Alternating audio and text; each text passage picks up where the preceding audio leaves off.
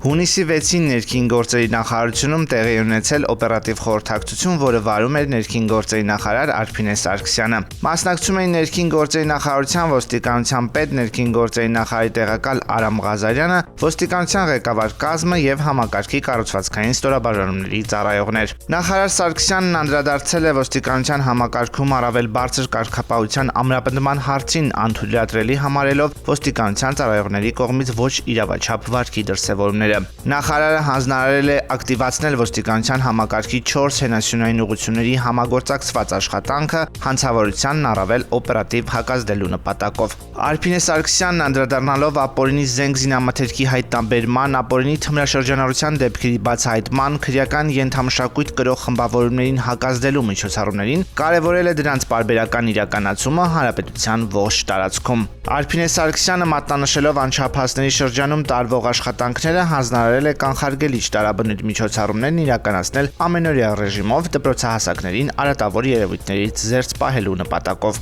Ոստիկանության պետ, ներքին գործերի նախարարի տեղակալ Արամ Ղազարյանը անդրադառնալով առանձին հանցատեսակների եւ հասարակական կարգի պահպանությանը այդ ուղղություններով տվել է կոնկրետ հանձնարարականներ։ Խորհրդակցության ընթացքում քննարկման առարկա են դարձել ու դիտարկվել տարբեր հարցեր։